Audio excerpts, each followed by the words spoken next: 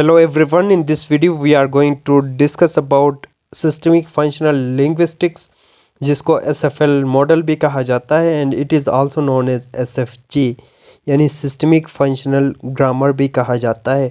Basically ये approach या ये जो मॉडल दिया था वो रिप्रेजेंट किया था माइकल हैलिडे ने और ये हैलिडन का जो मॉडल है वो ट्रांसलेशन स्टडीज़ में भी यूज़ होता है और आप इसके बारे में पढ़ते हैं।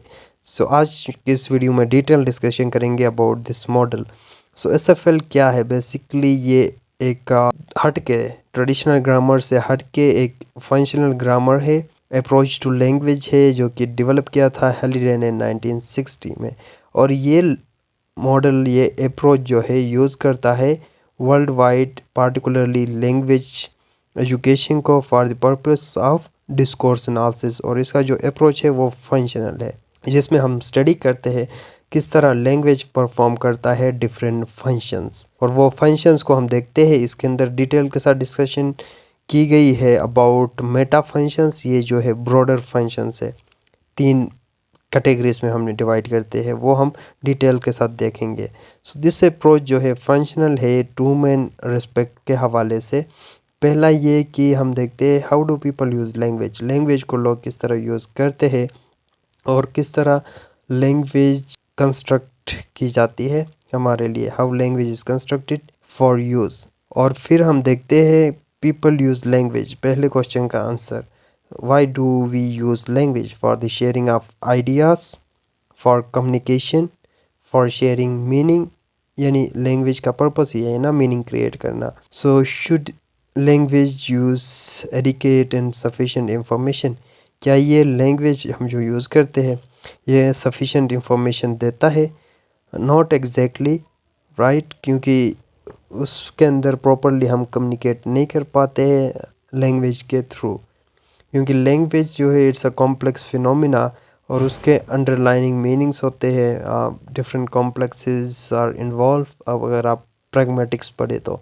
So what is text in SFL? SFL model में टेक्स्ट से क्या मुराद है? इस मॉडल में टेक्स्ट रेफर करता है लिंग्विस्टिक मीनिंग या इंटरेक्शन को जिसका प्रॉपर बिगिनिंग हो, मिडल हो और एंड हो। सो किसी भी टेक्स्ट के अंदर कॉन्टेक्स्ट भी होगा, इस कॉन्टेक्स्ट में वो बात की गई है। इसका ये मतलब है कि कोई भी लिंग्विस्टिक पार्ट हो इसके अंदर कॉन्टेक्स्ट होता है जो हमें बताता है how and why language is use, language किस तरह यूज़ हुआ है और क्यों यूज़ हुआ है। प्रैग्मेटिक्स भी हमें बताता है, ये कॉन्टेक्स्ट ना, मीनिंग एंड कॉन्टेक्स्ट को प्रैग्मेटिक्स ही बोलते हैं।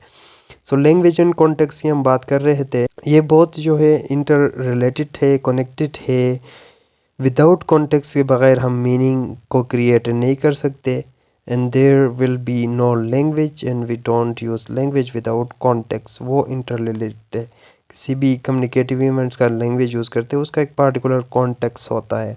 लैंग्वेज एंड कॉन्टेक्स्ट हमारी हेल्प करते हैं, हम अंडरस्टैंड कर सकते हैं फंक्शंस ऑफ लैंग्वेजेस को, जिसमें हम देखते हैं स्पीकर के चॉइस ऑफ वर्ड्स को वो इंडिकेट करेगा, उसके कॉन्टेक्स्ट को, उसके इंटेंशंस को। For example let's go on cigarette shop. So यहाँ से ही आपको पता चलेगा स्पीकर के इंटेंशंस का, उसके एटीट्यूड का, उसके बिहेवियर का।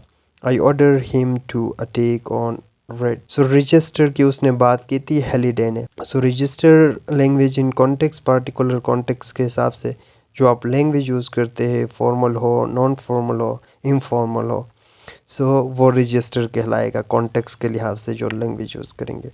सो the immediate context of situation को हम रजिस्टर बोलते हैं and it vary on the basis of mode, tenor and field के हिसाब से ये वेरी करता है। टेनर किससे कहेंगे? टेनर कहेंगे ये सोशल रोल रिलेशनशिप्स को, किसी भी जो है सोशल इंटरेक्शन के अंदर जो रोल है उसको हम टेनर कहेंगे। एग्जाम्पल के थ्रू समझते हैं, रोल्स सच एज स्टूडेंट और लेक्चरर या टीचर का रिलेशनशिप, उनके अपने रोल्स होते हैं। कस्टमर्स और सेल पर्सन का रिलेशनशिप और उनके अपने रोल्स होते हैं। सो उन रोल्स को टेनर कहेंगे। फील्ड किसे कहेंगे? Field it can be glossed as the topic, main topic या टॉपिक ऑफ सिचुएशन को फील्ड कहेंगे कि मेन कॉन्टेक्स्ट क्या है, मेन मीनिंग या टॉपिक क्या है, उसको फील्ड कहेंगे। फर्दर मोड की हम बात करते हैं। Mode it's a channel of communication. जिस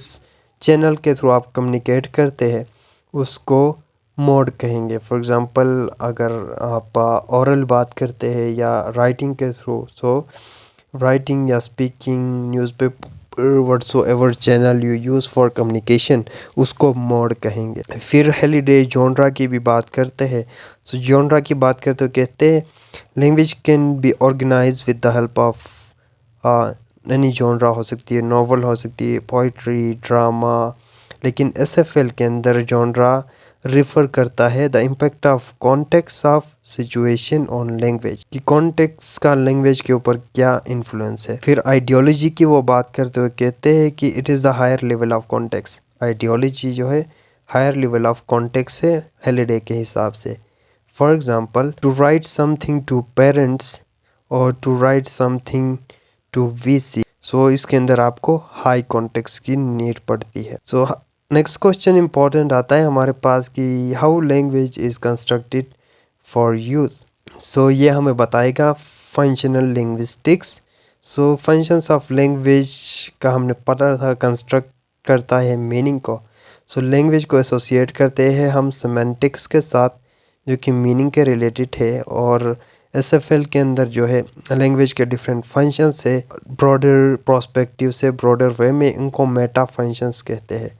सो इन मेटा फंक्शंस ऑफ लैंग्वेज में वो बात करते हैं। पहला मेटा फंक्शन आइडिएशनल है, जिसका ये मतलब है कि आपके आइडियाज़, आप अपने आइडियाज़ को किस तरह एक्सप्रेस करते हैं मीनिंग क्रिएट करने के लिए।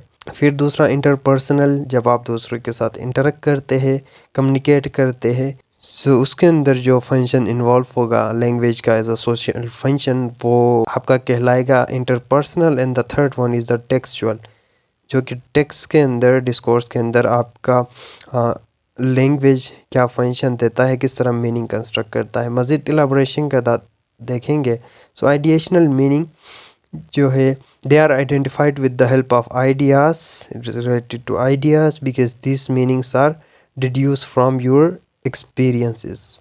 आपके एक्सपीरियंसेस से मीनिंग को डिड्यूस किया जा सकता है, और ये रिफ़र करता है किस तरह मीनिंग जो है रिप्रेजेंट होती है इन क्लॉज के अंदर, और किस तरह इनकोड होता है, या हाउ स्पीकर रिवील करता है लैंग्वेज को with the help of mental picture and experiences.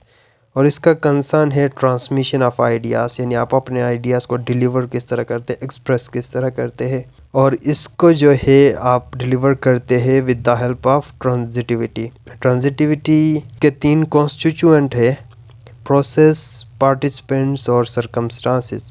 So participants किसे कहेंगे, जो लोग इन्वॉल्व होते हैं। It can be identified through noun group. और फिर प्रोसेस और उसका टाइप, उसको आइडेंटिफाई किया जा सकता है थ्रू वर्ब और वर्ब ग्रुप्स के थ्रू। और सर्कमस्टांसेस जो है इनको हम आइडेंटिफाई कर सकते हैं एडवर्ब ग्रुप्स और प्रपोजिशनल फ्रेजेस के थ्रू। सो सिंपल कहने का ये मतलब कि लैंग्वेज को आप एनालाइज करते हैं फॉर्म के, लैंग्वेज फॉर्म, और इससे आपको पता चलता है। इंटरपर्सनल मीनिंग में जो है जब लोग इंटरेक्ट करते हैं, एक दूसरे से बात करते हैं, कन्वर्सेशन करते हैं, सो रिलेशनशिप को आप एक्सप्लोर करते हैं ऑफ रीडर एंड राइटर का, स्पीकर और लिसनर का थ्रू दिस। सो फिर बिहेवियर और एटीट्यूड ऑफ द स्पीकर या राइटर शो करता है टूवर्ड्स द मेन टॉपिक या आपका सब्जेक्ट मैटर।